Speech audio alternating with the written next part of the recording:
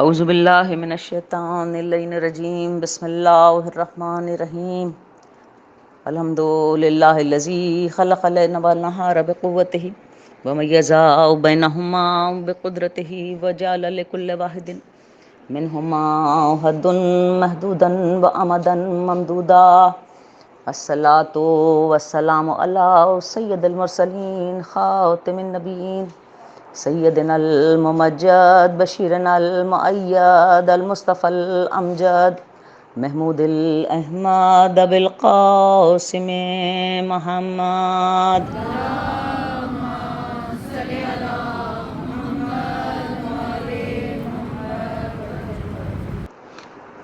وصاحب الدعوة النبوية والصولة الحیدریہ والعصمة الفاطمیہ والحلم الحسنیہ والشجاعة الحسینیہ والصبر السجادیہ والآثار الباقریہ والمحاصر الجعفریہ والعلوم الکاظمیہ والحجج الرضویہ والجود التقویہ والنقاوة النقویہ والہیبۃ العسکریہ والغیبۃ الالہیۃ القائم بامر اللہ.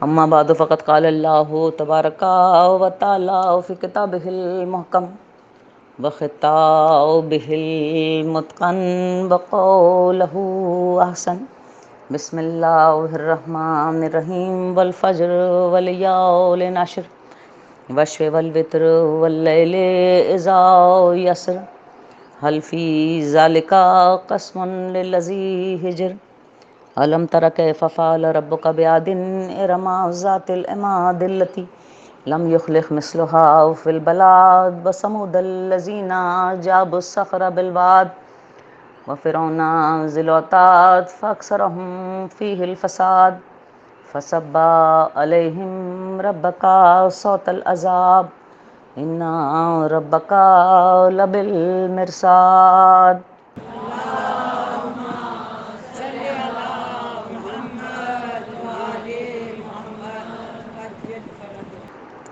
عزیزان گرامی، کل ہم نے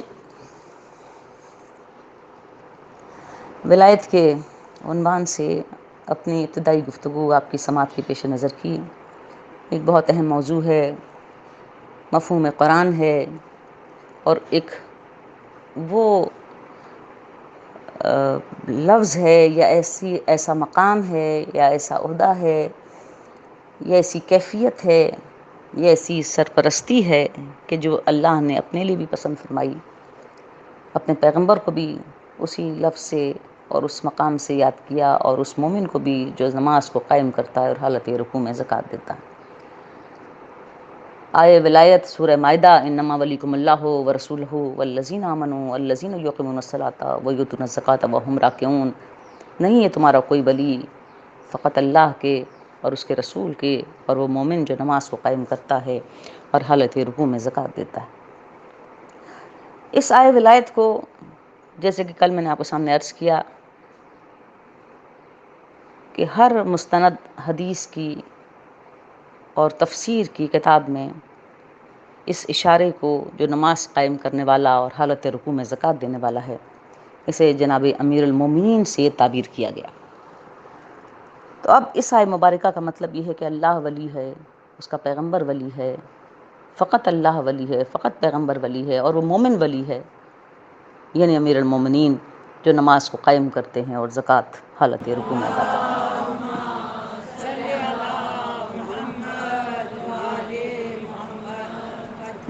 علامہ راغب اصفہانی نے مفردات قرآن میں ولایت کو صیغہ قربت یا کلمہ قربت کہہ کر بیان کیا ہے، اور کہا ہے کہ اس کا استعمال دوستی، محبت، حمایت، سرپرستی اور اتھارٹی کے زمرے میں آتا ہے، اور ایک چیز کا دوسری چیز کے پہلو میں ایسے موجود ہونا ہے کہ ان کے درمیان میں فاصلہ باقی نہ رہے. یہ لفظ ولایت ولا سے نکلا، اور اس کا مطلب ایک طاقت ہے جسے سرپرستی ہو سکے، محافظت ہو سکے، ایک اتھارٹی ہے جس کے ذریعے سے سرپرستی کا حق ادا کیا جا سکے۔ شیعہ اسکول آف تھاٹ میں ولایت اس طاقت، اتھارٹی اور اس حق کو کہتے ہیں جس کا سلسلہ خدا سے شروع ہوتا ہے، پھر یہ اتھارٹی، یہ طاقت اور یہ رائٹ پیغمبر کی طرف آتا ہے، اور پیغمبر کے ذریعے سے امیر المومنین اور اس کے بعد ان کی اولاد میں ائمہ کے ذریعے سے قیامت تک قائم رہنے والی ایک حیثیت ہے۔ اور در حقیقت یہ زمین پر خدا کی نمائندگی کا ایک طریقہ کار ہے۔ علامہ مرتضی عسکری نے بہت ساری کتابیں لکھی ہیں اور بہت زبردست اہل تشیع کی تاریخ میں ایک عالم اور بہت عظیم ریسرچر۔ انہوں نے جو بھی کتابیں لکھی 50 سے زیادہ کتابیں ہیں، اور ہر کتاب ایک زبردست ریسرچ ڈاکیومنٹ ہے اور کئی جلدوں پر مبنی ہے۔ ان کی معرکۃ الآراء کتابیں، جن میں سے ایک احیاء اسلام میں ائمہ اہل بیت کا کردار، یہ کئی جلدوں میں ہے کتاب۔ اسی طرح جعلی اصحاب کے اوپر انہوں نے کئی جلدوں میں کتاب لکھ دی۔ اسی طرح اور بہت ساری کتابیں ہیں، لیکن ایک مختصر کتاب ہے ان کی جو انہوں نے فلسفہ ولایت پہ لکھی۔ اس کتاب میں آپ نے ولایت کے 4 ڈائمنشنز کو بیان کیا اور کہا کہ پہلا ڈائمنشن ہے اس کا ولایت محبت، دوسرا ڈائمنشن ہے ولایت امامت، اور تیسرا ڈائمنشن ہے ولایت زعامت، اور چوتھا ڈائمنشن ہے ولایت تصرف۔ جب ولایت محبت کی بات کی جاتی ہے تو اس کا مطلب ہے کہ ایک ایسا جذبہ جو پیغمبر اور ان کی آل میں وہ لوگ جو ولایت رکھتے ہیں اور آل پیغمبر کی، ان کے ساتھ محبت کی جائے، اور اس کا جو تھرسٹ ہے وہ قرآن کریم کی 2 آیات پر رکھا گیا، ایک آیہ درود کہ جس میں ان کو درود بھیجنا لازمی قرار دیا گیا، اور دوسرے آیہ مودت کہ جہاں ان سے محبت کرنے کو بھی واجب قرار دیا گیا۔ دوسرا جو ڈائمنشن اور پہلو آیت اللہ مرتضی عسکری نے ولایت کا لکھا وہ ہے ولایت امامت، اور یہ در حقیقت روحانی اور اسپریچول سپرویژن ہے، گارجین شپ ہے، کہ ولی وہ امام ہوتا ہے کہ جو روح کی اور اخلاق کی اور انسانیت کی تربیت کرتا ہے۔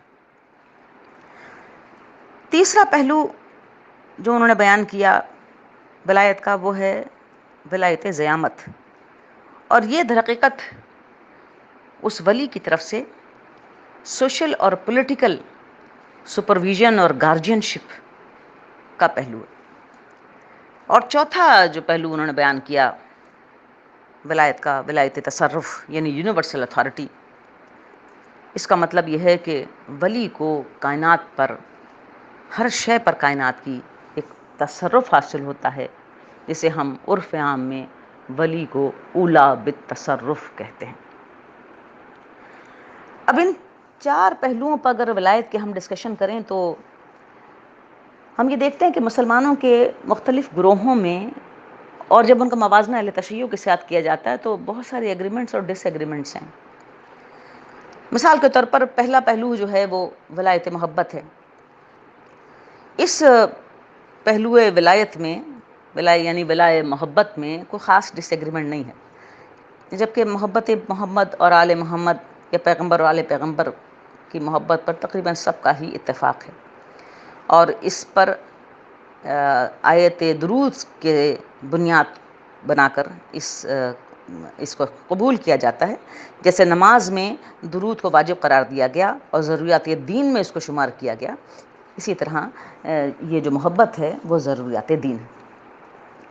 بلکہ بعض تو ایسی بھی ہم نے کتابیں دیکھیں جہاں اہل تشیع پر بہت ہی سخت گیر رویے کو اختیار کیا گیا، اور ایسے الفاظ اور ایسی ان کے اوپر کرٹیسزم کی گئی جو بہت زیادہ تکلیف دہ ہے. مثال کے طور پر سوائق محرقہ ابن ہجر کی کتاب، اس کا مطلب ہے گرتی ہوئی بجلیاں. ایک اور کتاب ہے شاہ عبدالعزیز دہلوی کی تحفہ اثنا عشریہ.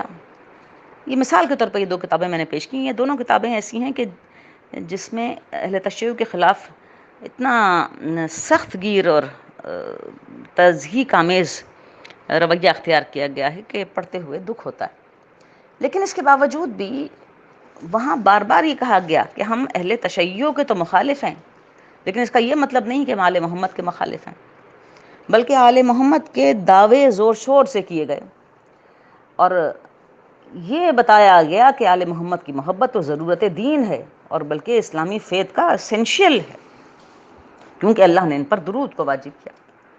اور پھر ساتھ ساتھ آئے مودت کا بھی حوالہ مختلف جگہوں پر. وہ تمام لوگ جو اہل تشیع پر بہت کرٹیسائز کرتے ہیں وہ بھی اپنی اپنی تصانیف میں، چاہے وہ تفسیر کی کتابیں ہوں یا وہ حدیث کی کتابیں ہوں، آئے مودت کا بھی تذکرہ کرتے ہیں.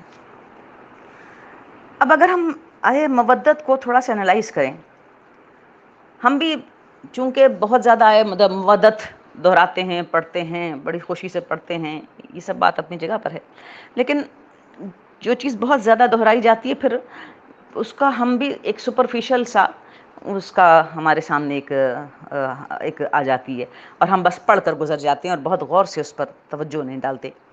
لیکن بات تو یہ ہے کہ ہم اس آیت کے پہلے کیا کہا گیا اور اس کے بعد کیا کہا گیا اس کے اوپر تو ذرا غور کریں. ارشاد ہوتا ہے ذالک اللہ ذالک الذی یبشر اللہ عبادہ الذین آمنوا وعملوا الصالحات. یہ ہے آئے مودت سے پہلے کا ٹکڑا. کیا ارشاد ہو رہا ہے؟ ذالک الذی یبشر اللہ، یہی تو ہے اللہ کی وہ خوشخبری. ذالک الذی یبشر اللہ، یہی تو ہے اللہ کی وہ بشارت. کس کے لیے؟ عبادہ الذین، ان بندوں کے لیے. کون سے بندے؟ آمنوا وعملوا الصالحات، جو ایمان لائے اور جو عمل صالح کرتے ہیں.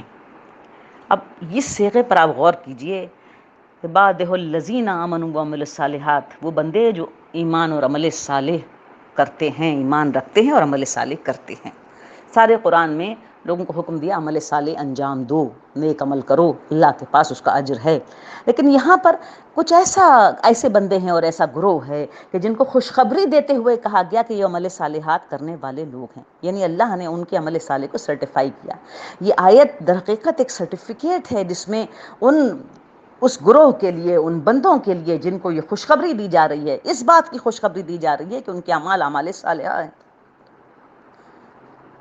جیسے کہ سورہ احقاف کے اندر 16ویں آیت میں جو تذکرہ ہے نیکوکار گروہ کا، اور اس گروہ کے نمائندے جب اللہ کے سامنے بات کرتے ہیں تو کہتے ہیں کہ وَإِنْ عَمَلَ صَالِحًا تَرْضَاهُ، ہمیں ایسا عمل کرنے کی توفیق عطا فرما، ایسا صالح عمل کرنے کی توفیق عطا فرما جسے تو راضی ہو جائے.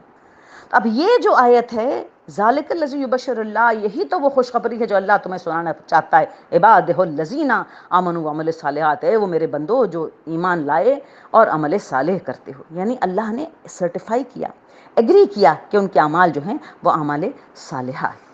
اس کے بعد کہا قُلْ لَا أَسْأَلُكُمْ عَلَيْهِ أَجْرًا إِلَّا الْمَوَدَّةَ فِي الْقُرْبَىٰ. یعنی یہ ہے وہ خوشخبری.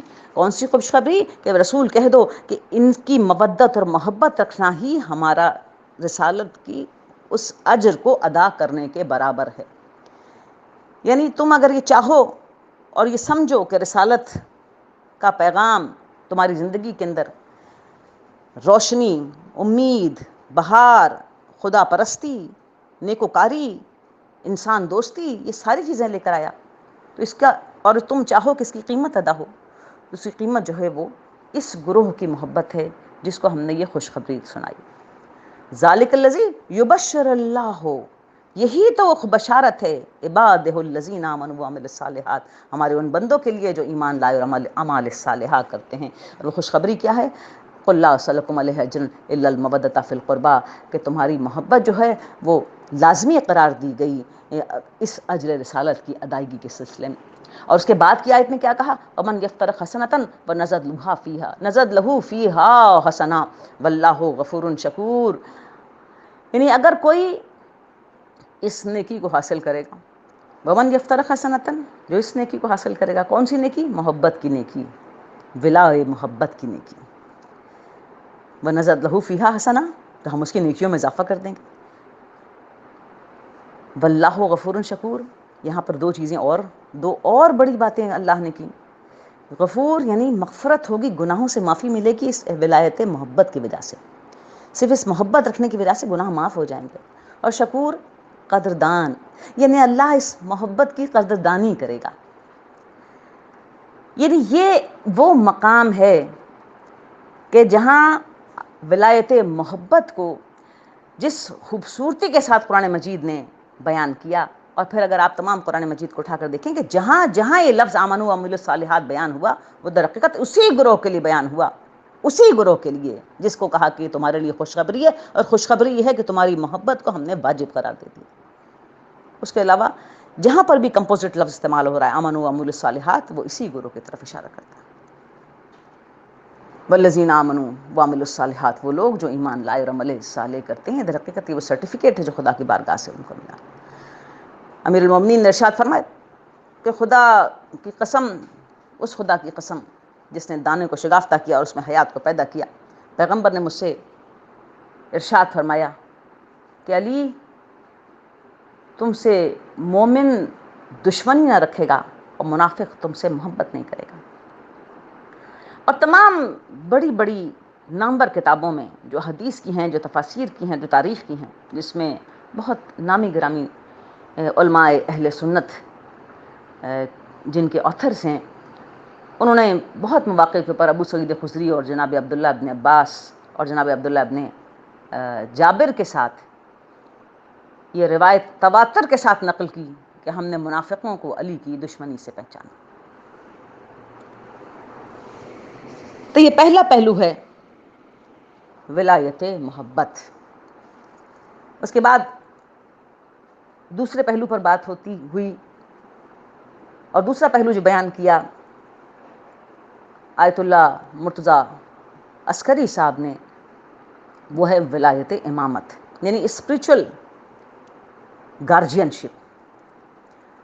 اور اہل تصوف، اہل تشیع کے ساتھ اس روحانی سپرویژن میں ایگری کرتے ہیں، اور اہل تصوف، اہل سنت کا ایک بڑا گروہ ہے اہل تصوف، اور حدیث غدیر کو اس کی بنیاد بناتے ہیں، جہاں ولایت علی کو تسلیم کرتے ہوئے وہ اس بات سے ایگری کرتے ہیں کہ جناب علی مرتضیٰ کا تعلق اور ان سے محبت اور ان کی قربت در حقیقت ان کی روحانی سرپرستی حاصل کرنے کے لیے، اور اس روحانی سرپرستی کے ذریعے جس میں وہ جناب علی مرتضیٰ کے داخل ہوتے ہیں، اس کے ذریعے سے وہ پیغمبر کی قربت حاصل کرنے کے سفر کو طے کرتے ہیں اور طے کرنا چاہتے ہیں۔ لیکن اس کا مقصد، اس کا کوئی پولیٹیکل ایسپیکٹ نہیں ہے، یعنی وہ خلافت سے اس کا واسطہ نہیں جوڑتے، اور جو پیغمبر نے ولایت علی کا اعلان کیا، اس کو صرف وہ پیغمبر سے قربت کا وسیلہ سمجھتے ہیں۔ اب اہل تصوف کے بھی دو گروہ ہیں، نقش بندی گروہ کے علاوہ باقی تمام گروہ اہل تصوف کے، وہ جناب علی مرتضیٰ کو اپنا روحانی اور امام تصور کرتے ہیں، اور اسپریچول گائیڈنس، اسپریچول سپیریورٹی میں اور اسپریچول گائیڈنس میں وہ اپنے سلسلے کو کہیں نہ کہیں سے امام علی کے ساتھ جوڑتے ہیں۔ لیکن جو نقش بندی گروہ ہے، وہ امام جعفر صادق علیہ السلام تک تو اس سلسلے کو جاری رکھتا ہے، لیکن اس کے بعد وہ امام جعفر صادق علیہ السلام کی والدہ جناب فروا، جو جناب محمد بن ابو بکر کی صاحبزادی تھی، ان سے اس واسطے کو جوڑتے ہوئے جناب ابو بکر تک اس سلسلے کو لے کے جاتے ہیں۔ اچھا، اب جہاں تک اہل تشیع کا تعلق ہے، اہل تشیع میں ولایت امامت یا روحانی سرپرستی کی بنیاد ڈاکٹر مرتضیٰ عسکری نے چند آیات کو قرار دیا۔ اس میں سے پہلی آیت سورہ احزاب کی 6 آیت، جس میں پیغمبر کو کہا گیا کے لیے کہا گیا النبی اولا بالمومنین من انفسہم، نبی تم سب کے نفوس پر فوقیت رکھتا ہے۔ پھر دوسری آیت جس کو انہوں نے گفتگو کا سرنامہ بنایا اس پہلو میں، لقد کان لکم فی رسول اللہ اسوۃ حسنہ، تمہارے لیے پیغمبر کے اسوے میں بہترین پیروی موجود ہے۔ اور پھر تیسری چیز جس پر اس ولایت امامت کے تھرسٹ کو رکھا گیا وہ حدیث ثقلین۔ تبلیغ جب آئی، پیغمبر علیہ السلام نے ولایت امیر المومنین کا اعلان کیا غدیر خم کے مقام پر، اور اس کے بعد یہ حدیث ثقلین بیان فرمائی۔ نعرہ تکبیر، اللہ اکبر، نعرہ رسالت، یا رسول اللہ، نعرہ حیدری، حیدری، حیدری، مسعودی امیر المومنین علی ابن ابی طالب علیہ السلام کی شان پہ بلند سر فرما۔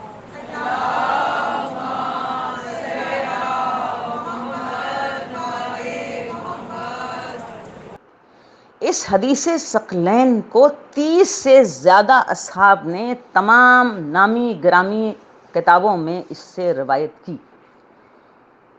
پیغمبر نے ارشاد فرمایا انی تارکن فیکم الثقلین، کتاب اللہ و اطرتی اہل بیتی وانہما لن یفترق حتی یرد علی الحوض فلا تقدموہما فتہلکوا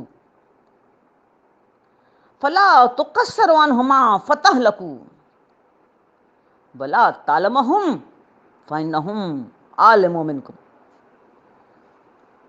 اے سننے والو، میں تمہیں 2 گراں قدر چیزیں چھوڑے جا رہا ہوں، انی تارکن فیکم الثقلین، دونوں بہت گراں قدر ہیں، کتاب اللہ و اطرتی اہل بیتی، ایک خدا کی کتاب ہے اور دوسری میری اطرت اور اہل بیت۔ وانہما لن یفترق، یہ کبھی آپس میں ایک دوسرے سے جدا نہیں ہوں گے، یعنی کتاب اطرت کے ساتھ رہے گی، اطرت کتاب کے ساتھ رہے گی، حتی یرد علی الحوض، یہاں تک کہ میرے پاس حوض پر پہنچ جائیں گے۔ اب یہاں پر یہ دیکھیے کہ یہ روحانی سفر کی بات ہو رہی ہے، یہ اسپرچل گارجین شپ کی بات ہو رہی ہے کہ اطرت کا واسطہ، ان کا ساتھ اس لیے نہ چھوڑنا کہ ان کا تعلق قرآن کے ساتھ ہے اور قرآن پیغمبر کی وراثت ہے۔ پھر ارشاد فرمایا پیغمبر نے فلا تقدموہما فتہلکوا، دیکھو ان کے آگے آگے نہ چلنے کی کوشش کرنا، اس میں بھی ہلاکت ہے۔ فلا تقصروا عنہما فتہلکوا، اور ان کے پیچھے پیچھے بھی نہ رہ جانا، اس میں بھی ہلاکت ہے۔ ولا تعلمہم، ان کو پڑھانے کی کوشش نہ کرنا، فانہم عالم منکم، وہ پہلے سے ہی اللہ کی بارگاہ سے اس اور کسے علم رکھنے والے لوگ ہیں۔ اب دیکھیے مقام غدیر قم کے اوپر پیغمبر نے اس حدیث کو ارشاد فرما کر امامت کی جو روحانیت کے اس گارجین شپ کے پہلو کو لوگوں کے سامنے پیش کر دیا، جس کے ذریعے سے وہ اس ولایت کے اس پہلو کو حاصل کر سکتے ہیں جسے ولایت امامت کہا جاتا ہے۔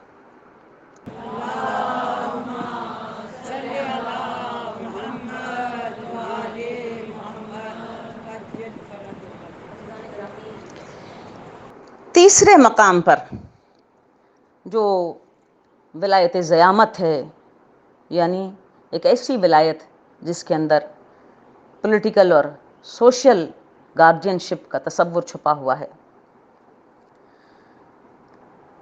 اس کو اہل تشیع نے قبول کیا اور دوسرے گروہوں نے اسے قبول نہیں کیا۔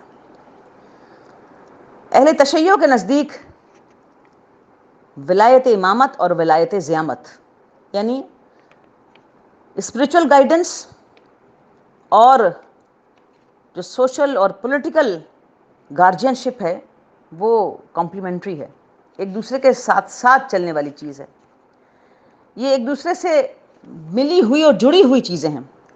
اسی لیے اہل تشیع کے پاس جو امامت کا کانسیپٹ ہے وہ بہت کمپوزٹ ہے، امام یا امامت کا کانسیپٹ، اس کے اندر ولایت کے تمام پہلو موجود ہیں، اور یہ اس کانسیپٹ سے جو خلیفہ اور خلافت کا کانسیپٹ ہے اس سے بہت مختلف ہے اور اس سے کہیں زیادہ سپیریئر ہے، اس لیے کہ اس کانسیپٹ میں تمام پہلو شامل ہیں جو امام اور امامت کا پہلو کا جو کانسیپٹ ہے.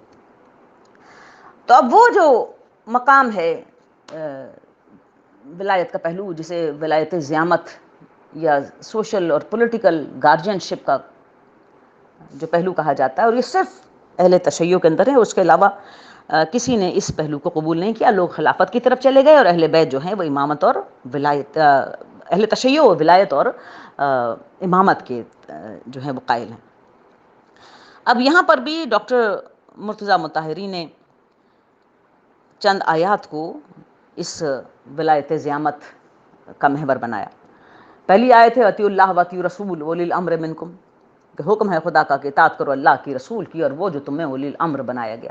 اب اس آیت کو بیلنس کرتے ہیں یا اس کے مقابلے میں رکھتے ہیں انما ولیکم اللہ ورسولہ والذین آمنوا والذین یقیمون الصلاۃ ویؤتون الزکاۃ وہم راکعون، کہ کوئی تمہارا ولی نہیں ہے لیکن اللہ، اس کا رسول، اور وہ جو مومن جو نماز کو قائم کرتا ہے اور حالت رکوع میں زکوٰۃ دیتا ہے.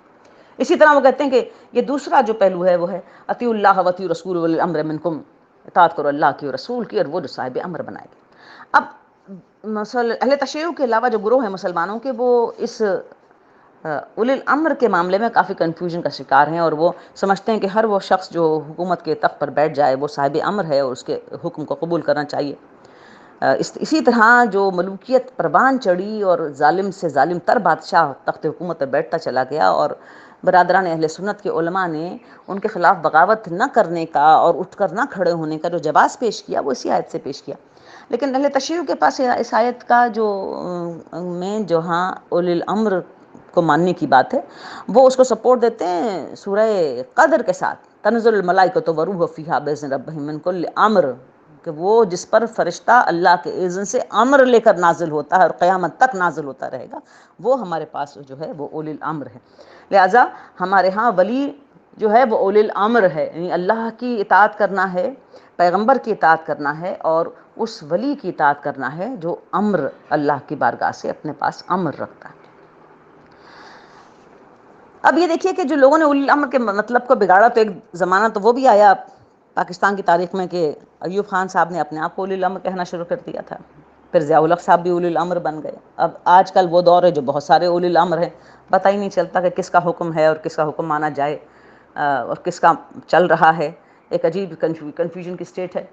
تو یہ آیات کے مطلب کو جب مصلحتوں کے پیش نظر قدیم علماء نے اسے چھپایا اور لوگوں کو کہا کہ جو تخت حکومت پر چاہے غلبے سے بیٹھ گیا ہو، چاہے دھونس دھمکی سے بیٹھ گیا ہو، چاہے قبضہ کر کے بیٹھ گیا ہو، بس وہی اولی الامر ہے، اس کے حکم کو مانا جائے.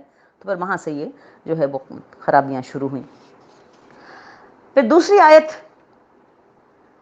جس کو ڈاکٹر مرتضیٰ عسکری صاحب نے، علامہ مرتضیٰ عسکری نے جس کو اس ولایت زعامت کے لیے منتخب کیا، اس میں انہوں نے ارشاد فرمایا، وہ آیت جو انہوں نے اس کے لیے سلیکٹ کی، کہا کہ وما، سورہ حشر کی آیت ہے، وما آتاکم اللہ رسولہ فخذوہ وما نہاکم عنہ وانتہوا، یعنی جو اللہ کا رسول دے دے اسے قبول کر لو، اور جس سے روکے اس سے رک جاؤ.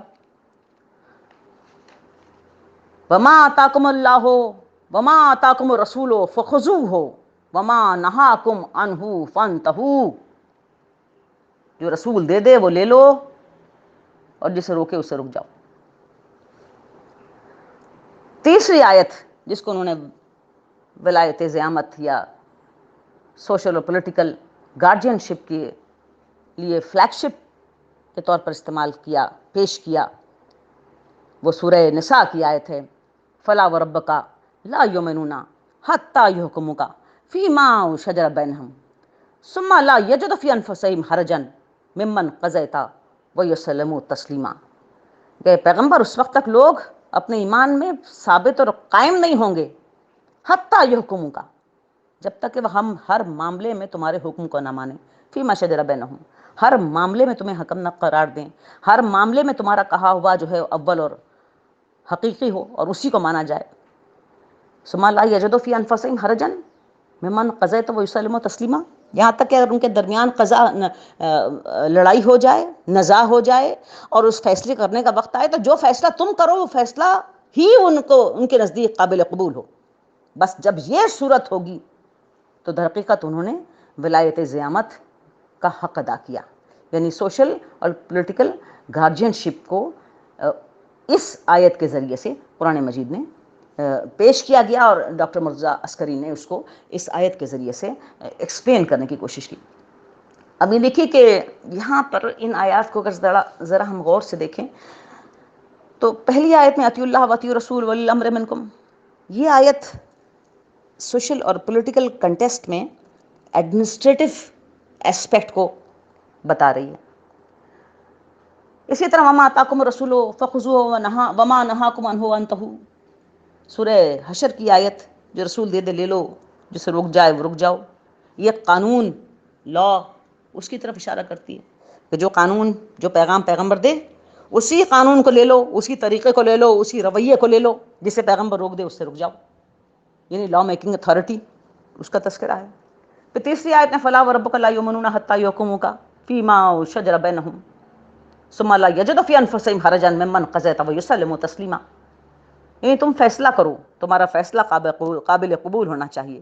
جو فیصلہ تم کرو گے وہی فیصلہ چلنا چاہیے. جس بات کو تم کہہ دو وہی بات قابل قبول ہونا چاہیے. تم حکم ہو ان کے درمیان میں، تم فیصلہ کرنے کی قوت رکھتے ہو اور تمہارا ہی فیصلہ مانا جانا چاہیے. یہ آیت جو ہے وہ ایک جوڈیشل ایسپیکٹ کی طرف توجہ دلاتی ہے. تو آپ یہ دیکھیں کہ جو ولی ہے اس کو کیسے نکال سکتے ہیں سوشل اور پولیٹیکل گارجینشپ کے ایمبٹ سے کہ ولی کا کام فقط روح کی تربیت کرنا ہے. تو یہ جو انسان کی زندگی کا یہ سارا ماحول ہے، اور قرآن کریم جو اتنا کھل کر اس سارے ماحول پر بات کر رہا ہے، وہ ماحول کدھر جائے گا؟ تو اہل تشیع کے اندر جو ولایت کا جو کانسیپٹ ہے وہ اس لیے بہت کمپوزٹ کانسیپٹ ہے کہ جس میں اگر محبت کی ولایت ہے، اگر روحانی گارجینشپ اور اس کی سرپرستی کی ولایت ہے، تو ساتھ ساتھ سوشل اور پولیٹیکل جو گارجینشپ ہے اس کا بھی تصور جو ہے وہ.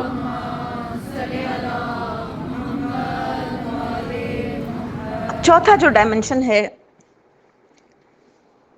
ولایت کا، وہ ولایت کی یونیورسل اتھارٹی یا ولایت تصرف ہے، اور خاص طور پر تشیع کی ضروریات دین میں شامل ہے. ولایت تصرف کا مطلب یہ ہے کہ ولی جو ہے وہ ایک ایسی اتھارٹی رکھتا ہے جو ساری اتھارٹیوں پر اس کو سبقت ہے. اسے کائنات کی ہر چیز پر اتھارٹی حاصل ہے.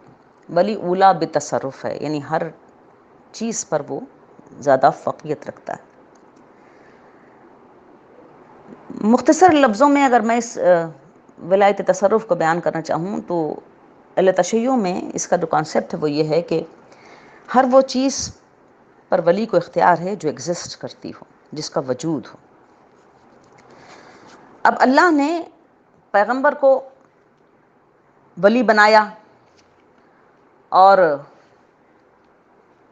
اس ولایت کو پیغمبر نے جناب امیر المومنین کی ولایت کے اعلان کے ساتھ متصل کیا.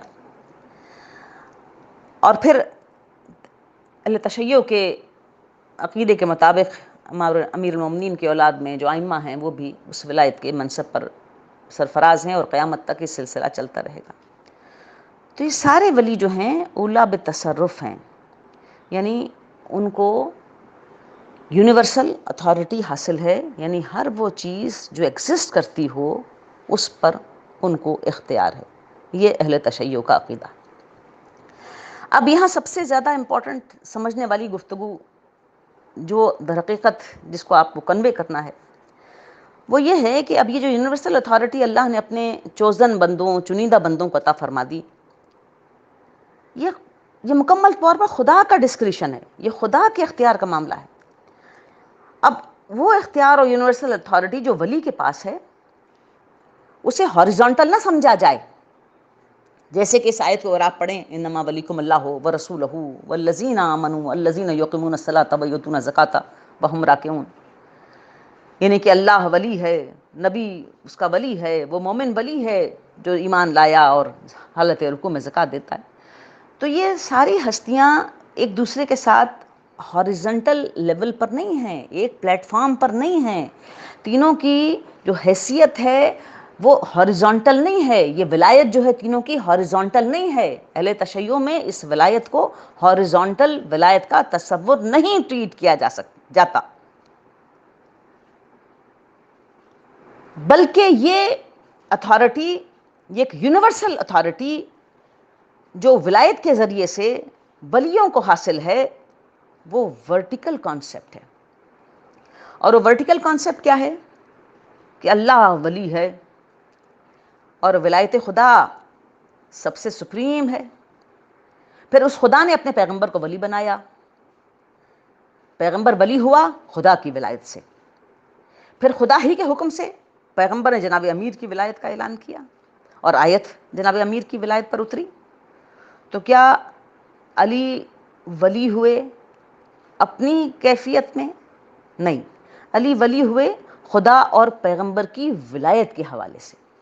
اور یہ سارا نظام جو ہے نا ورٹیکل ہے، یعنی سب سے سپریم اللہ، اس کی ولایت ہے، اس کے بعد پیغمبر کی ولایت ہے، پیغمبر ولی ہوا خدا کی ولایت سے، اس کے بعد جناب امیر المومنین کی ولایت ہے، اور علی ولی ہوئے پیغمبر اور اللہ کی ولایت کی وجہ سے. یعنی جو ولایت کا سلسلہ ہے وہ ہاریزونٹل نہیں ہے، وہ ورٹیکل ہے. یعنی سپریم خدا ہی کی ذات ہے، خدا ہی نے پیغمبر کو ولی بنایا، خدا ہی نے امیر المومنین کو ولی بنایا، خدا ہی کا اختیار ہے، خدا ہی کی سرپرستی ہے، خدا ہی کی گارجین شپ ہے، اور خدا ہی کی محافظت ہے. اور خدا نے اس اتھارٹی کو ان ہستیوں میں ان ہستیوں کی طرف اس اتھارٹی کو دیا، اپنی ڈسکریشن سے، اپنی مرضی سے، اپنے اذن سے اس نے اس اتھارٹی کے استعمال کو ان ہستیوں کے حصے کے اندر ڈال دیا. تو اس سے یہ ہاریزونٹل جو کانسیپٹ ہے ولایت کا وہ پیدا نہیں ہوتا، بلکہ ورٹیکل کانسیپٹ جو ہے ولایت کا پیدا ہوتا. آج کل یہی شر پسندی چلائی جا رہی ہے، اور چند جاہل لوگ جو فتنہ زیادہ چاہتے ہیں اور جہل کے نظام کو پرپیچویٹ کرتے ہیں. کوئی کہتا ہے اللہ علی اللہ، کوئی کہہ رہا ہے علی رب، کوئی کہہ رہا ہے علی رب العالمین، کوئی کہہ رہا ہے علی جل شانہ. اس طرح کی جہل آمیز گفتگو جو ہے وہ اس وجہ سے ہو رہی ہے کہ جہاں پر وہ ولایت کو ایک ہاریزونٹل کانسیپٹ کے طور پر دیتے ہیں. ولایت ہاریزونٹل کانسیپٹ نہیں ہے، ولایت ایک ورٹیکل کانسیپٹ ہے، اور اس میں سپریم جو ہے وہ اللہ کی ذات ہے. اور یہ ہیرارکی یہ خدا نے اپنی اس ولایت میں سے پیغمبر کو ولایت عطا فرمائی. خدا نے اپنی ولایت میں سے پیغمبر کو حکم دیا کہ وہ ولایت امیر المومنین کا اعلان کریں، اور آئے ولایت کا نزول فرمایا. تو جناب علی کی ولایت ڈرائیو ہوئی پیغمبر کی ولایت سے اور خدا کی ولایت سے.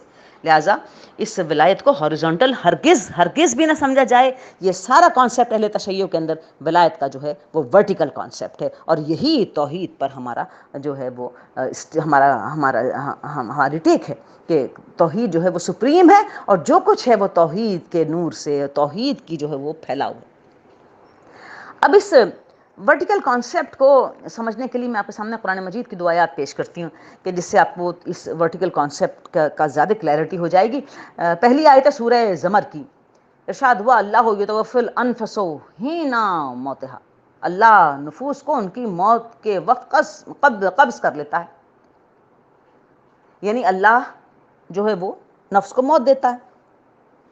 لیکن سورہ سجدہ کے اندر ارشاد فرمایا قل یتوفاکم ملک الموت الذی وکل بکم، یہ ملک الموت ہے جس کے سپرد تم کیے گئے ہو اور وہ تمہیں موت دے گا.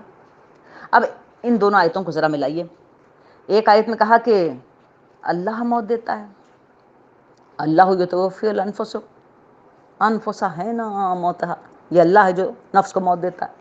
دوسری آیت میں کہا کہ قل یتوفاکم ملک الموت الذی وکل بکم، یعنی فرشتہ جس کے حوالے تمہیں کر دیا گیا وہ تمہیں موت دیتا ہے. تو اب اگر اس کو ہاریزونٹل رکھ دیا جائے تو فرشتہ تو خدا کے برابر ہو گیا، یعنی خدا بھی موت دے رہا ہے اور فرشتہ بھی موت دے رہا ہے. تو کیا فرشتہ خدا کے برابر ہے؟ لیکن اگر یہی کام ورٹیکل اتھارٹی میں رکھ دیا جائے تو موت تو خدا ہی دیتا ہے، لیکن اس کا یہ کام سپرد ہوا فرشتے کے، ملک الموت کے. اور ملک الموت کا یہ اختیار ڈپینڈنٹ ہے خدا کے اختیار اور خدا کی مرضی پر. خدا جس کو چاہے موت دینا. ملک الموت تو فقط ایک کارندہ ہے. تو حقیقی اختیار اور اتھارٹی کس کی ہے؟ خدا کی ہے. اور ملک الموت خدا کے بہاف پر اس کی طرف سے یہ کام انجام دیتا ہے. لہٰذا یہ کام دونوں ایک کر رہے ہیں. مطلب قرآن مجید کہتا ہے اللہ بھی موت دے رہا ہے اور فرشتے کے حوالے کیا وہ موت دے رہا ہے. دونوں برابر ہیں. کیا دونوں واقعی برابر ہیں؟ تو اس کا مطلب فرشتہ اللہ کے برابر ہو سکتا ہے؟ نعوذ باللہ. اللہ فرشتہ خدا کی مخلوق ہے، وہ کیسے اس کے برابر ہو سکتا ہے؟ بات یہ ہے کہ اگر ہم ان کانسیپٹس کو ہارزونٹل دیکھنے لگ جائیں تو یہیں پر کنفیوژن پیدا ہوتا ہے. لیکن در حقیقت یہ ورٹیکل کانسیپٹس ہیں. حقیقی جو اتھارٹی اور اختیار ہے وہ خدا کا ہے، اور خدا نے وہ اختیار جو ہے فرشتے کو استعمال کرنے کا حکم دیا، وہ اس کے حکم کے تحت جو ہے وہ اس اختیار کو استعمال کرتا ہے.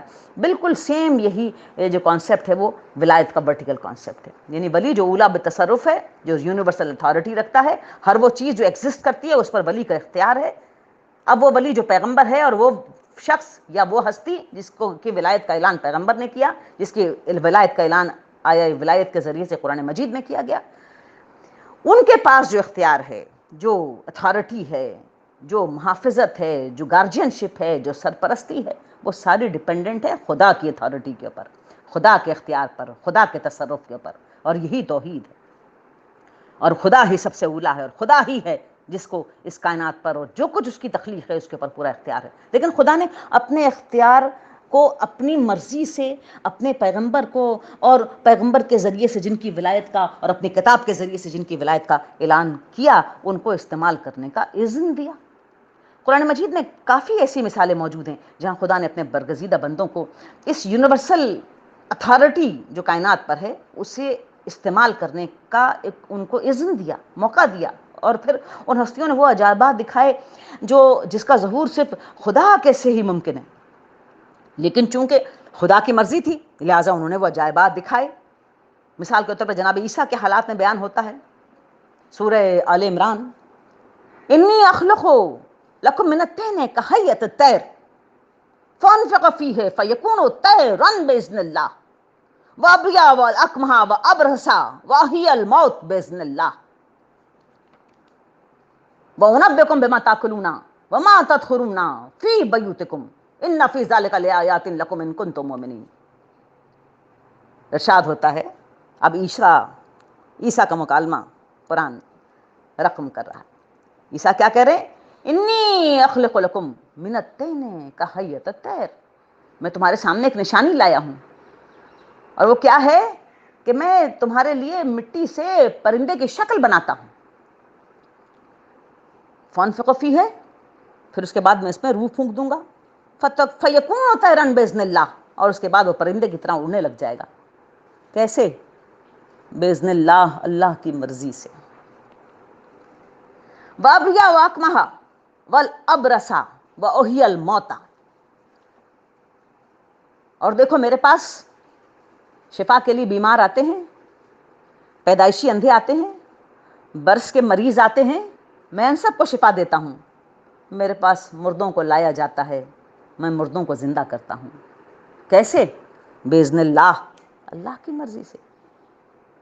وَأُنَبِّئُكُم بِمَا تَأْكُلُونَ وَمَا تَدْخُرُونَ فِي بَيُوتِكُمْ، اور میں تمہیں یہ بتاؤں کہ جو تم کھاتے ہو، جو تم نے اپنے گھروں میں ذخیرہ اور جمع کر کے رکھا ہے، میں وہ بھی تمہارے سامنے آشکار کر سکتا ہوں. ان فی ذلک لآیات لکم ان کنتم مومنین. دیکھو یہ ساری کی ساری اللہ کی نشانیاں ہیں، اور یہ نشانیاں اس لیے ہیں کہ صاحبان ایمان کے ایمان کو تازہ کریں اور وہ اللہ پر یقین ان کا کامل ہو جائے. اب یہاں پر دیکھیے کتنے عجوبے کی بات ہے کہ جناب عیسیٰ مٹی کا ایک پتلا بنا رہے ہیں جس کی شکل انی اخلق لکم من الطین کہیۃ الطیر، مٹی سے ایسی شکل بنا رہا ہوں جس کی شکل پرندے جیسی ہے. فانفخ فیہ، پھر میں اس میں روح پھونک دوں گا، فتکون طیرا، پھر وہ پرندے کی طرح اڑنے لگ جائے گا. اب یہ کیا ہے؟ تخلیق، روح پھونکنا، زندگی عطا کرنا، یہ کس کے کام ہیں؟ یہ اللہ کے کام ہیں. تو جناب عیسیٰ سے وہ عجائب خدا انجام دلوائے، لیکن ساتھ ساتھ یہ کہہ دیا باذن اللہ، یہ سب کچھ ہوا خدا کی اتھارٹی سے.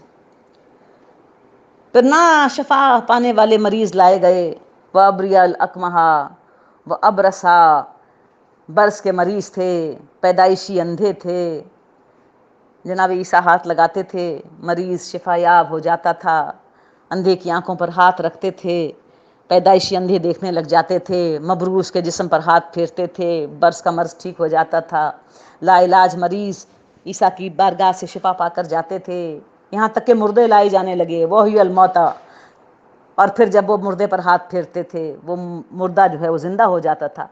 یہ سارے عجائبات جناب عیسیٰ نے دکھائے۔ تو کیا یہ عجائبات دکھانے سے عیسیٰ خدا ہو گئے؟ ہر جملے کے ختام پر کہا باذن اللہ، یہ جو کچھ کیا میں نے اللہ کی مرضی سے کیا، اللہ کے اذن سے کیا۔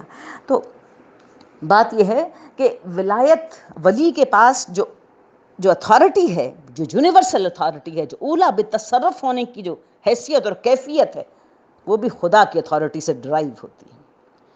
اور ایسے عجائبات ولیوں سے سرزد ہوتے ہیں باذن اللہ، اللہ کی مرضی سے، اللہ کے اذن سے، اللہ کی اس رضا سے، کہ انسان اس کو حیران ہو جاتا ہے۔ اور جو سارے کام در حقیقت خدا کے عجائبات میں سے ہیں اور خدا کے کرنے والے ہیں، لیکن جب اللہ کی مرضی ہے، اللہ کروانا چاہتا ہے اپنے ولیوں سے، تو اب اگر کوئی یہ کہے کہ جی آپ نے مدد کے لیے کسی ولی کو کیوں پکارا، تو وہ سورہ آل عمران کی آیات کی طرف آ جائے۔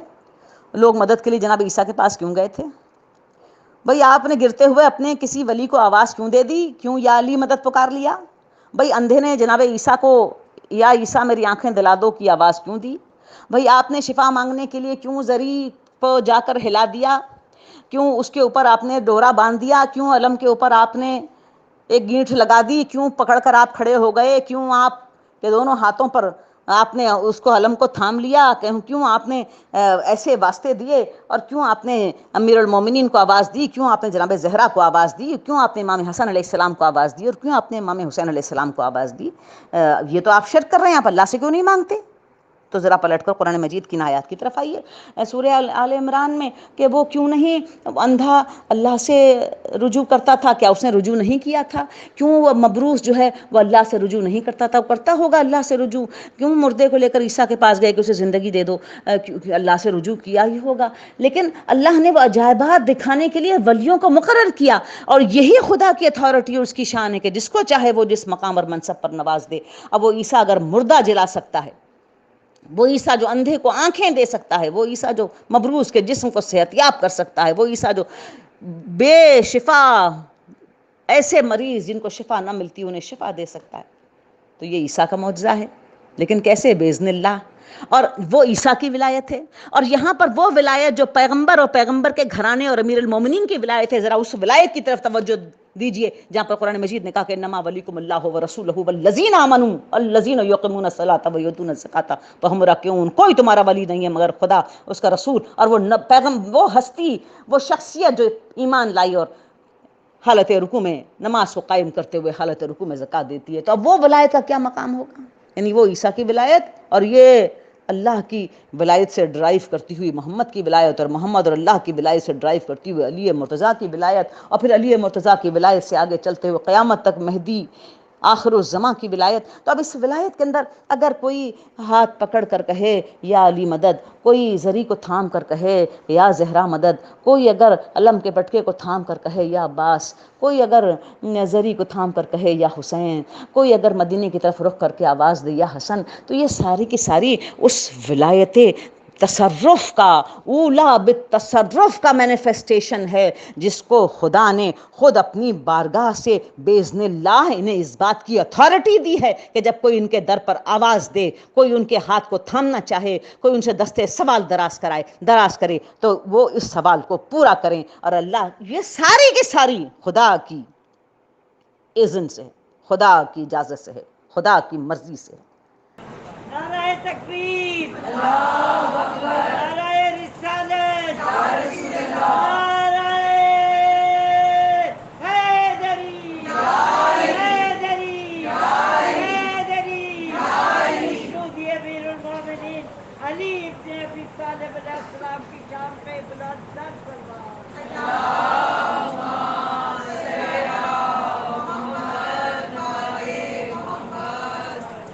اور یہ وہ ورٹیکل اتھارٹی ہے کہ جس کا حکم، جس کا اظہار کرنا، جس کا دکھانا جو ولی خدا کے لیے خدا ہی کی بڑائی کا دکھانا ہے، خدا کی بڑائی ہی کا اظہار کرنا ہے۔ تو اب کوئی یہ الزام نہ لگائے کہ آپ شرک کرتے ہیں، آپ غیر اللہ کو پکارتے ہیں، آپ غیر اللہ سے مدد مانگتے ہیں، تو پھر وہ سارے لوگ کس کیٹیگری میں جائیں گے؟ جنہوں نے عیسیٰ کے ہاتھوں شفا پائی، جن کی آنکھوں کو عیسیٰ سے روشنی ملی، وہ مبروس بدن کہاں جائیں گے جو جناب عیسیٰ کے ذریعے سے اس برس کے مرض سے باہر آئے؟ وہ مردے کس کیٹیگری میں ڈالو گے جو مردے جناب عیسیٰ کے ذریعے سے زندگی کی دوبارہ روشنی پا گئے؟ تو در حقیقت یہ جناب عیسیٰ کی اپنی اتھارٹی نہیں ہے، یہ جناب عیسیٰ کا اپنا تصرف نہیں ہے، بلکہ یہ تصرف خدا میں سے عیسیٰ کو عطا کردہ یہ اتھارٹی ہے۔ بالکل اسی طرح ہمارے ہاں جو ورٹیکل اتھارٹی کا کانسیپٹ ہے، اور ہم جس وقت محمد اور آل محمد کے دروازے کے اوپر سائل بن کے جاتے ہیں، سوال کرتے ہیں، گزارشات پیش کرتے ہیں، اپنے دکھ اور درد کی دہانی سناتے ہیں، ان سے اپنے معاملات کو ان کے سامنے رکھتے ہیں، تو اس لیے نہیں رکھتے کہ وہ خدا ہیں، بلکہ اس لیے رکھتے ہیں کہ وہ ولی خدا ہیں۔ اور جو خدا کی عظیم اتھارٹی ہے، خدا نے ان کو اذن دیا ہے کہ اس اتھارٹی کے اندر تصرف کریں۔ خدا نے اس ولایت کے ذریعے سے انہیں محافظت کی ذمہ داری دی ہے، خدا نے اس ولایت کے ذریعے سے ان کو گارڈین شپ کی ذمہ داری دی ہے، خدا نے اس ولایت کے ذریعے سے ان کو طاقت دی ہے، جس طاقت کے ذریعے سے وہ سوالیوں کا سوال کو پورا کرتے ہیں۔ اب اس مقام پر آ کر میں اس ولی خدا کا تذکرہ کروں کہ جو اللہ کے گھر کو بچانے کے لیے اپنے گھر کو چھوڑ کر نکل گیا، جو اللہ کے پیغام کو بچانے کے لیے اس بات پر آمادہ ہو گیا، جو قرآن کو بچانے کے لیے، جو لا الہ الا اللہ اور محمد رسول اللہ کو بچانے کے لیے اس بات پر آمادہ ہو گیا کہ اس کے جسم کے ٹکڑے ٹکڑے کر دیے جائیں، لیکن لا الہ الا اللہ پر آنچ نہ آئے، اس کا گھر خاک میں ملا دیا جائے، لیکن محمد رسول اللہ بچ جائے، اسے قید و بند کی اور سفر کی مصیبتیں اور تکلیفیں اسے اور اس کے خانوادے کو اٹھانی پڑے ہیں، لیکن اسلام مصائب کے اس سمندر سے تیر کر سلامتی کے ساتھ نکل آئے۔ ہائے علی مرتضیٰ کا لال، فاطمہ زہرا کا چاند۔ 4 مہینے آپ نے مدینے سے مکے آنے کے بعد رہائش اختیار کی شیب ابی طالب میں۔ امام حسین علیہ السلام کا شیب ابی طالب میں رہنا 4 مہینے تک، یہ خود اپنی ذات میں بہت سمبولک ہے، اور یہ ولی خدا کا وہ اشارہ ہے اپنے مخالفوں کے لیے کہ اس وقت کو نہ بھولو جب میرے نانا، میرے بابا، میرے دادا، میرا خانوادہ مکے کو چھوڑ کر اس گھاٹی میں آ کر اب آباد ہو گئے تھے۔ 3 سال تک درختوں کے پتے کھاتے رہے، پینے کی پانی کی مشکیں ایک ایک زیور ختیجہ کے بدلے میں خریدی گئیں، اس کے باوجود وہ اپنے موقف سے پیچھے نہیں ہٹے۔ تو تم یقین رکھو کہ میں حسین انہی کا بیٹا ہوں، انہی کا گوشت اور خون ہوں، میں بھی اپنے موقف سے ایک قدم پیچھے ہٹنے والا نہیں۔ آپ طواف کعبہ کر رہے ہیں اور حاجیوں کے درمیان میں قاتلوں کی بو سونگھتے ہیں۔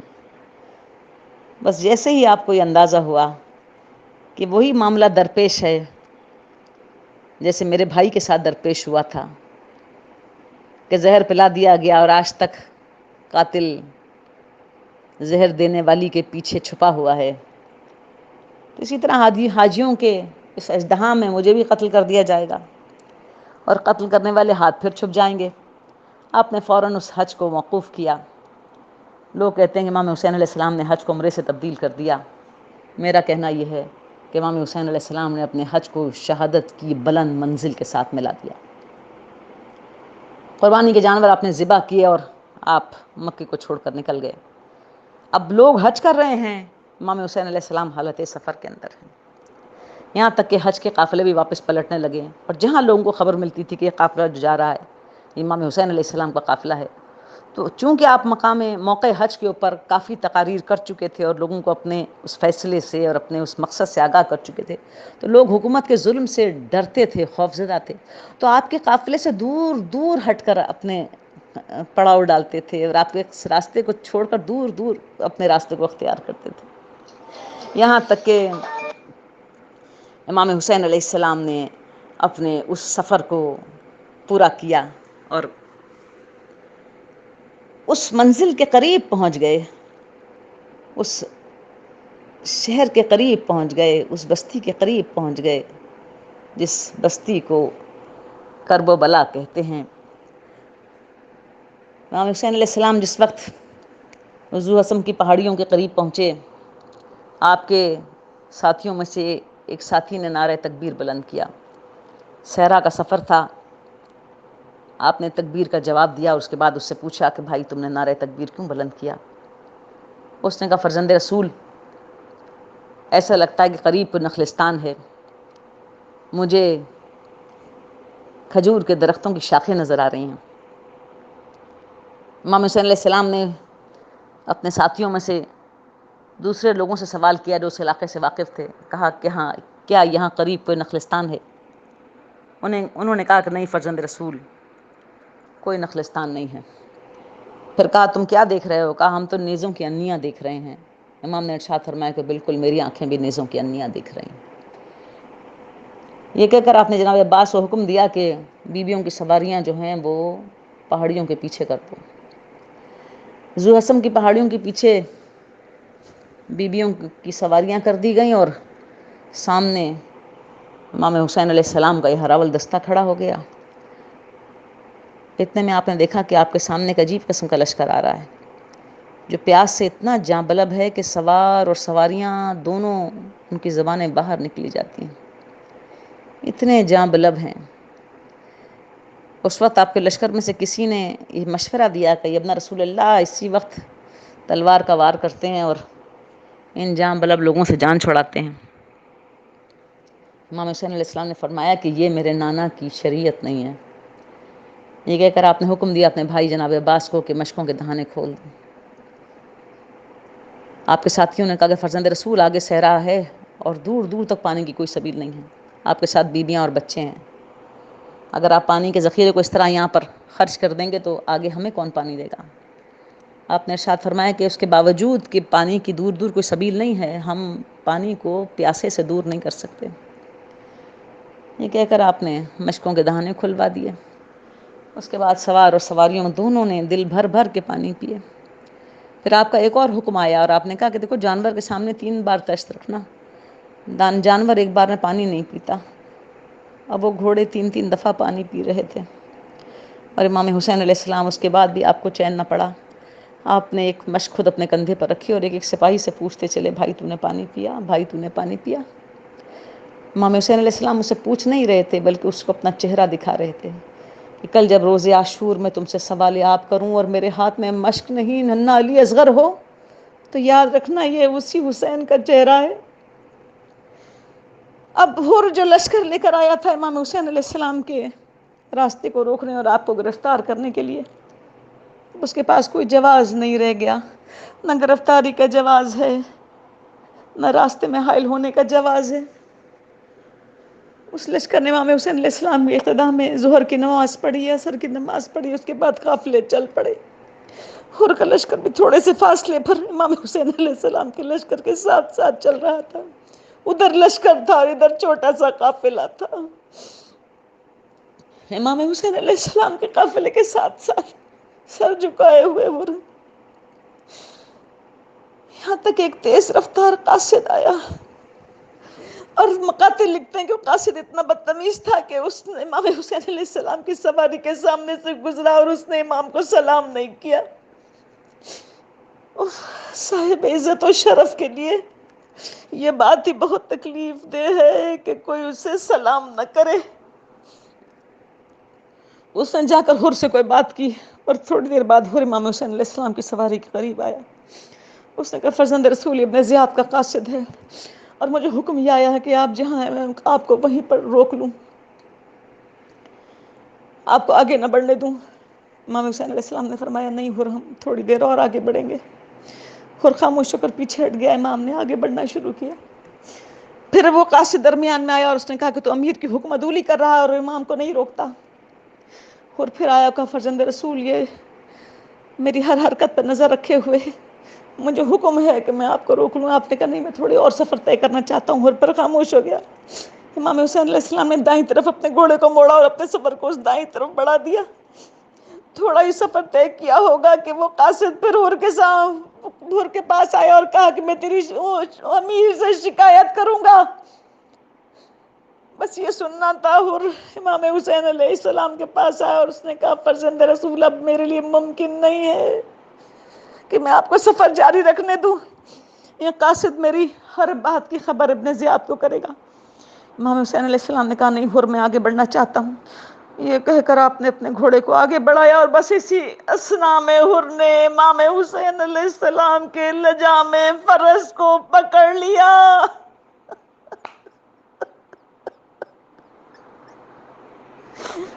کہا بس فرزند رسول بس لجام میں فرس کا پکڑنا تھا، فاطمہ کے لال کو جلا لایا۔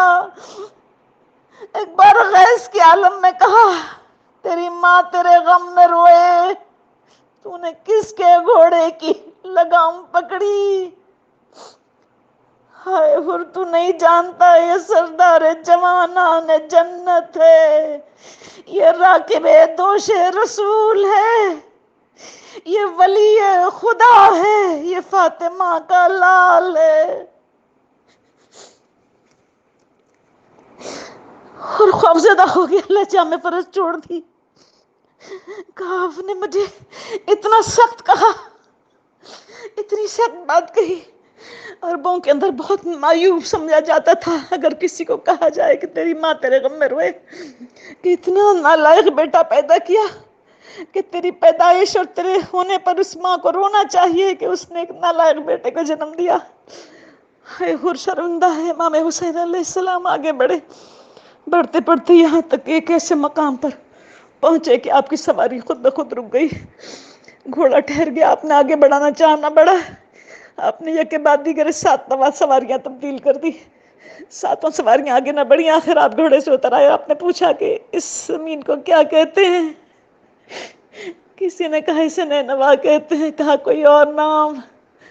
کسی نے کہا اسے غاصریہ کہتے ہیں، کہا کوئی اور نام؟ کہا اسے ناصریہ کہتے ہیں، کہا کوئی اور نام؟ ارے 7-8 نام لوگوں نے سنا دیے۔ ہر آدمی یہ چاہتا تھا کہ حسین اس زمین پر سے گزر جائیں۔ رسول کی حدیث کانوں سے ٹکرا رہی تھی کہ کربلا کی منزل پر میرا پیارا قتل کیا جائے گا۔ جب سارے نام ختم ہو گئے، امام نے پوچھا اس زمین کو کیا کہتے ہیں، کوئی اور نام بتاؤ؟ تو سر جھکا کر کہہ دیا فرزند رسول اسے کربلا کہتے ہیں۔ بس آپ نے ارشاد فرمایا اچھا تو کہ یہی کربلا کی منزل ہے۔ اس کے بعد زمین پر جھکے اور مٹھی بھر کے مٹی اٹھائی اور غور سے دیکھا اور پھر مٹی کو واپس پھینک دیا اور کہا ہاں خدا کی قسم یہ وہی زمین ہے جہاں میرا خون بہایا جائے گا، یہ وہی زمین ہے جہاں میرے بچوں کے لاشیں گریں گے، یہ وہی زمین ہے جہاں میری حتق حرمت ہوگی، یہی وہی زمین ہے جہاں ہمارے خیام کو جلا دیا جائے گا۔ دوسری محرم حسین ابن علی کا داخلہ کربلا ہوا۔ ہائے عزیزو، زمین کا سودا بھی کیا حسین نے، عاشور کی رات بھی آئی اور وہ فجر میں علی اکبر کی اذان بھی سب نے سنی۔ ادھر نماز فجر تمام ہوئی، ادھر حکم ہوا جناب عباس کو جاؤ اور ہمارے مہمان کا استقبال کرو۔ عباس حیران ہے اس صحرا میں کون سا مہمان؟ ادھر نظر اٹھا کر دیکھا تو چند لوگ سر جھکائے چلے آ رہے ہیں، غور کیا تو دیکھا حر ہے۔ حر کا بیٹا ہے، حر کا بھائی، حر کا غلام ہے۔ جناب عباس دوڑ کر گئے استقبال کی غرض سے، ولی خدا کا حکم ہے میرے مہمانوں کا استقبال کرو۔ جناب عباس کو دیکھ کر حر قدموں پر جھک گیا، آپ نے اٹھا کر سینے سے لگایا، کہا مولا منتظر ہیں، کہا میں ان کا سامنا نہیں کر سکتا، میں ہی تو وہ ہوں جو آج آپ کو اس مصیبت کا جو سامنا ہے وہ میری وجہ سے ہے۔ نہ میں وہ گھیرتا، نہ یہاں تک لاتا، نہ لتش کی صدائیں سنتا، نہ فرزند رسول کا فوجیں گھیرتی۔ ہائے عزیزو، ہائے عزیزو، حر نے امام حسین علیہ السلام کے سامنے حاضری دی، حر نے امام سے اجازت میدان طلب کی۔ امام نے ارشاد فرمایا تو ہمارا مہمان ہے، آج ہم تمہاری مہمانی نہیں کر سکتے، آج ہمارے پاس حر پلانے کے لیے پانی بھی نہیں۔ اس نے ہاتھوں کو جوڑ کر کہا فرزند رسول بس مجرم کو یاد نہ دلائیے، ادھر سے تکبلے جنگ بج رہے ہیں، آپ مجھے میدان کی اجازت دیجیے۔ اور میدان کی طرف چلا، جب مقابل میں لوگوں نے حر کو لڑتے ہوئے دیکھا تو حیران ہے کہ حر تو کدھر چلا گیا، تو تو ہمارا سپہ سالار تھا، تو تو ہمارے فوجیوں پر سردار تھا، تو ادھر کدھر چلا گیا؟ اور نے کہا میں نے تھوڑی دیر میں جہنم سے جنت کا سفر طے کر لیا، میں تمہیں بھی دعوت دیتا ہوں جہنم سے جنت کا سفر طے کرو۔ ادھر حر تبلیغ بھی کر رہے اور تلوار بھی چلا رہے، اللہ اکبر، تلوار چلاتے چلاتے چاروں طرف سے حر گر گئے اور تلواروں نے حملے کیا اور حر گھوڑے سے نیچے گرا، آواز دی السلام علیکم یا ابا عبداللہ الحسین۔ امام حسین علیہ السلام حر کی لاش پر پہنچے، ابھی دم باقی ہے۔ امام حسین علیہ السلام کو دیکھ کر حر نے کہا فرزند رسول آپ نے میری غلطی کو معاف کر دیا، آپ نے میرے گناہ کو معاف کر دیا۔ آپ نے دیکھا کہ حر کا سر پھٹا ہوا اور خون بری طرح بہ رہا ہے، آپ نے جیب سے رومال فاطمہ نکالا، حر کے زخم سر کو باندھ